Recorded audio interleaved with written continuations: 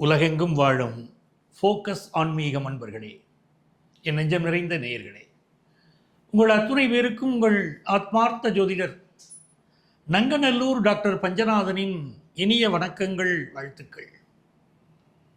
நாம் இன்னைக்கு பார்க்க போவது நம்முடைய ராசிக்கு இந்த 2026ஆம் ஆண்டு நடைபெறப் போகின்ற சனி வக்கர பயிற்சி. சனி பகவான் இப்போதான் பெயர்ந்து ஒரு வருடம் ஆகப் போகுது. அவர் இது நாள் வரைக்கும் இருந்த கும்பராசியிலிருந்து மீன ராசிக்குள்ள பிரவேசமாயிருக்கார். பிரவேசமாயிருக்கக்கூடிய அந்த சனி பகவான் இப்போ வக்கர நிலை அடைய போகிறார். எப்போன்னு பார்த்தீங்கன்னா ஜூலை மாதம் 15ஆம் தேதியிலிருந்து நவம்பர் மாதம் 30ஆம் தேதி வரை இந்த வக்கர காலம் இருக்கு. ஒரு கிரகம் வக்கரம் ஆகுது அப்படின்னா இப்போ மனிதர்களில் நம்ம சொல்லுவோம் வக்கர புத்தி படைத்தவனே அப்படின்னு சொல்லுவோம். அதே மாதிரி ஒரு கிரகம் வக்கரமாகிறது அப்படிங்கிற போது அந்த கிரகத்துடைய அந்த கேரக்டர் இருக்குது பார்த்தீங்களா, அது என்னென்ன செய்யுமோ அந்த விஷயங்களை எல்லாம் நம்ம செய்த விஷயங்கள்.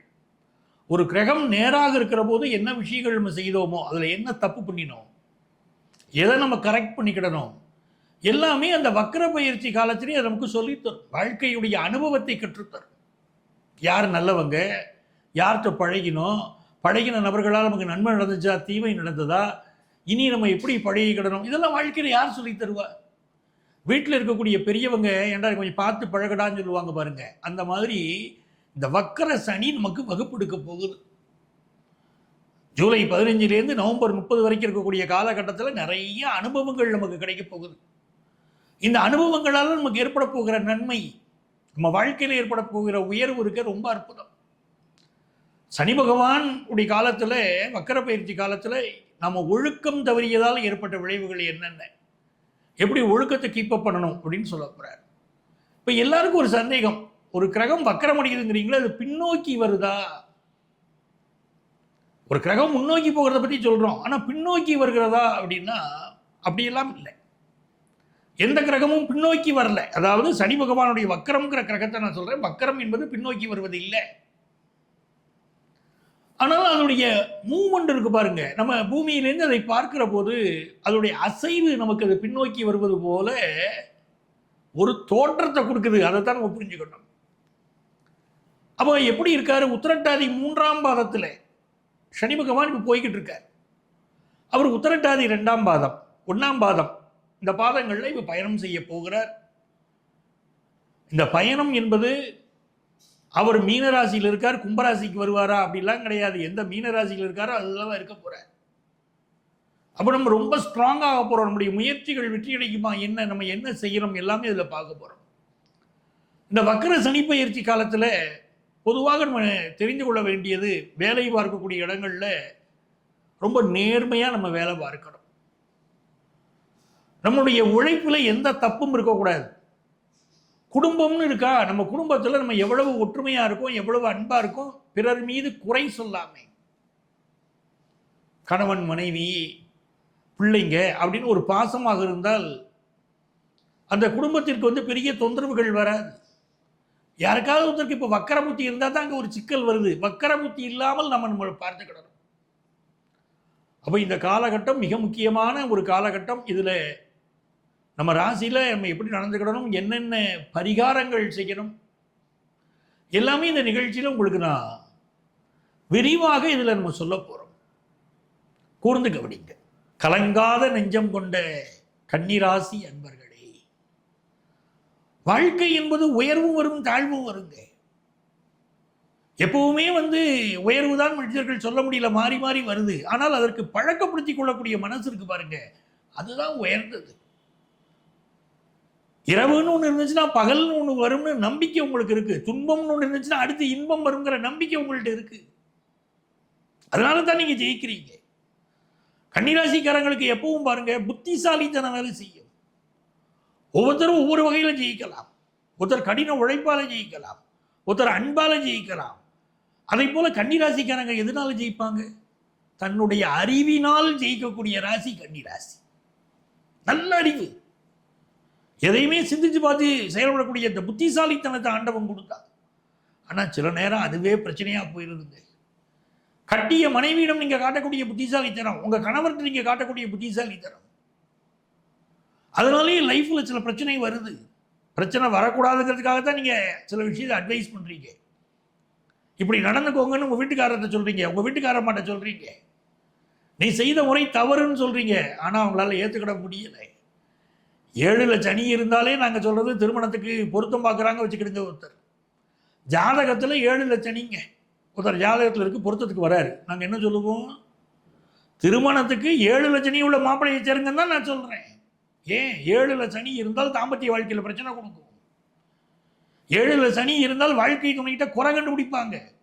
இப்போ உங்களுக்கு 7ல் சனி அப்படி இருக்கும்போது வக்கரச்சனியாக வேற ஆறாரு, மனைவிக்கு மனசு மாறுபடும், கணவருக்கு மனசு மாறுபடும், உங்கள் லைஃப் பார்ட்னருக்கு. உங்களுக்கு அவங்களுக்கு இடையில் டிஃப்ரென்ஸ் ஆஃப் ஒப்பீனியன் கொடுக்கக்கூடிய அமைப்பெல்லாம் இருக்கு. ஸோ குடும்ப உறவுகளுக்கு முக்கியத்துவம் கொடுங்க. ஒரு பிஸ்னஸ் பண்ணுறீங்க, கூட்டு தொழில் செய்கிறீங்க, உங்களுக்கு இருக்கக்கூடிய நண்பர் இருக்கார் பாருங்க, உங்கள் பார்ட்னர், அவருக்கு மனசு மாறுபடும். அப்போ நீங்கள் என்ன பண்ணுங்க? அவரை அரவணைச்சு கொண்டு போங்க. ஆனால் பெரிய பெரிய யோகங்கள் காத்திருக்குங்க. எந்த பிரச்சனையும் உங்களை அசைக்க முடியாது, உங்களை ஆட்டு வைக்க முடியாது. ஆட்டு வைத்தால் ஒருவர் ஆடாதாரே கண்ணாங்க, உங்களை அசைக்க முடியாது. இந்த காலகட்டத்தில் புதிய பிஸ்னஸ் பார்ட்னர் கிடைப்பார், தொழில் ரீதியாக நல்ல லாபம் வரும், ஆஃபீஸில் ப்ரமோஷன் எதிர்பார்த்தீங்கன்னா ப்ரமோஷன் கிடைக்கும், நிறைய பயணங்கள் அமையும், வெளிநாட்டு வாய்ப்புகள் கைகூடி வரும், உங்கள் பிள்ளைகளுக்கு கல்யாண செய்தி கூடி வரும், ஃபினான்ஷியலாக பெரிய இம்ப்ரூவ்மெண்ட்டை பார்ப்பீங்க. எவ்வளவு நல்ல விஷயங்கள் கன்னிராசிக்கு அப்போ இருக்குது. வாழ்க்கையில் வெற்றி அடையக்கூடிய காலகட்டம்.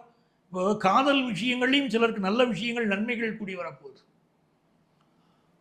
குடும்பத்தில் கல்யாண செய்தி கூடி வரோம்னாலும் சரி, கல்யாணம் ஆனவங்களுக்கு சந்தான பிராப்தி உண்டான இப்போ சந்தான பிராப்தி கிடைக்கும். படிக்கக்கூடிய மாணவர்கள் இருக்காங்க பாருங்க, ஹையர் எஜுகேஷன் மிகச்சிறப்பாக அமையுதுங்க. ரொம்ப நல்லா படிப்பீங்க, வெளிநாட்டுக்கு செல்லக்கூடிய யோகம் உண்டு, ஒரு நாட்டிலேருந்து இன்னொரு நாடு போகக்கூடிய யோகம் உண்டு. இதெல்லாம் மிகச்சிறப்பான வெற்றிகளை தருது. இந்த காலகட்டத்தில் உங்களுக்கு இன்னும் அதிர்ஷ்டங்கள் பெருகணும் அப்படின்னு சொன்னால் வயலூர் முருகனை வழிபாடு செய்யணும். கன்னிராசிக்காரங்க வயலூர் முருகனை வழிபாடு செய்கிற போது, ஓம் சரவணபவ மந்திரத்தை சொல்லிக்கிட்டே வருகிற போது பெரிய வெற்றி கிடைக்கும். உங்கள் வீட்லேயே நீங்கள் வேல் வைத்து அந்த வேலுக்கு அபிஷேகம் பண்ணிக்கிட்டு வந்தீங்கனாலும் கன்னிராசிக்காரர்கள் மனசில் என்ன எதிர்பார்க்குறீங்களோ அது நடக்கும், வெற்றி பெறுவீங்க, அது உறுதி. சனிக்கிழமை அன்னைக்கு காகத்துக்கு சாப்பாடு வைக்கிறோம்.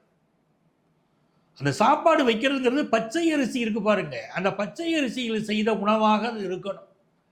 சாதம் வடித்து அதில் சில பேர் நெய் ஊற்றலாம், சில பேர் நல்லெண்ணெய் ஊற்றி அதை காகத்திற்கு வைக்கலாம். இது ஒரு வழக்கம். இரண்டாவது, தயிர் சாதம் இருக்கு பாருங்க, தயிர் சாதத்தில் பேருக்கு 2 எள்ளு போடணும்.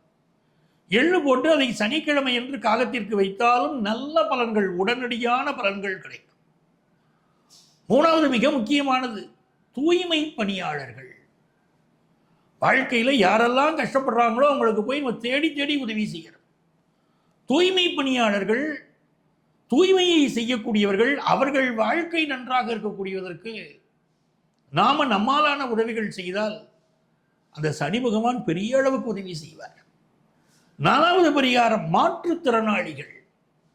அவங்களுக்கு என்ன உதவி வேணும்னு கேளுங்க. நீங்களா கொண்டு போய் சாப்பாடை கையில் கொடுத்து சாப்பிடுன்னு சொல்லாதீங்க. சில பேர் உதவி செய்யுங்கன்னு சொன்னால் சாப்பாடு கொண்டு போய் கொடுக்குறாங்க, ஒருத்தர் கொண்டு போய் கொடுத்தா பரவாயில்ல. சில பேர் நிறைய பேர் கொண்டு போய் சாப்பாடு கொடுத்தா அவங்க என்ன பண்ணுவாங்க, ஒவ்வொருத்தருக்கும் ஒவ்வொரு தேவை இருக்கும். அவங்க குடும்ப தேவை இருக்கும், படிப்பு தேவை இருக்கும். என்ன தேவைகள் இருக்கிறதோ அதை தேடி அவங்களுக்கு என்ன வேணுமோ அதை நீங்கள் செய்தீங்கன்னா பெரிய நன்மைகள் நடக்கும். அடுத்தாற் போல திருநங்கைகள், திருநம்பிகள். இந்த சனி பகவான் திருநங்கைகள், திருநம்பிகளுக்கு நீங்கள் உதவி செய்தால் பெரிய அளவுக்கு உங்களை வாழ்த்துறார், உங்கள் வாழ்க்கையில் நன்மைகளை செய்கிறார்.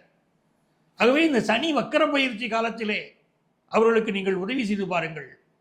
அவர்கள் மனது புண்படாதவாறு பேசிப்பார்கள், அவர்களுக்கு வாழ்க்கையில் என்ன தேவையோ செய்து பாருங்கள். இது எல்லாமே உங்களுக்கு பெரிய நன்மைகளை எல்லாம் கொண்டு வந்து கொடுத்துரும். தெய்வ வழிபாட்டில் மிக முக்கியமாக நவக்கிரகங்கள் இருக்கு பாருங்க. இந்த நவக்கிரக வழிபாடு சனிக்கிழமை அன்னைக்கு பண்ணணும். 9 முறை வலம் சுற்றி வரணும். பலமாக தான் சுற்றணும், கிளாக் வைஸாக சுற்றணும். சில பேர் என்ன பண்ணுறாங்கன்னா ஆன்டி கிளாக் வைஸாக சுற்றணுமான்னு சுற்றுறாங்க, அப்படிலாம் கிடையாது. வலப்புறமாக நீங்கள் நவக்கிரகங்களை 9 முறை சுற்றி வந்தால் சனிக்கிழமை அன்னைக்கு சனி பகவான் அகமகிழ்ந்து உங்களுக்கு தேவையான எல்லா உதவிகளையும் செய்வார். அப்போ இதெல்லாம் இந்த வக்கர சனி பயிற்சி காலத்திலே உங்களுக்கு வரம் தரும் வக்கர சனியாக அவர் இருக்க போகிறார். நன்மையெல்லாம் உங்களுக்கு நடக்கும். அப்போ இந்த உங்களுடைய ராசிக்குரிய இந்த பலன்கள் நான் சொல்லும்போது பொதுவான பலன்கள் தான் நான் சொல்லியிருக்கேன். அவரவர் ஜாதகத்தில் சனிக்கிரகம் எப்படி இருக்கு, இப்போ என்ன தசாபுத்தி நடக்குது, அதை வச்சுக்கிட்டு தாங்க முழுமையான பலன் நடக்கும். இது கோச்சார பலன், பொது பலன் தான். அப்படி வக்கர சனி பயிற்சி காலத்தில் உங்களுக்கு என்ன பலன் கிடைக்கும் அப்படிங்க தெரிந்து கொள்ள நீங்கள் விரும்பினா எங்களை நீங்கள் காண்டாக்ட் பண்ணலாம். இங்கே எங்களுடைய செல்ஃபோன் நம்பர் இருக்கும்.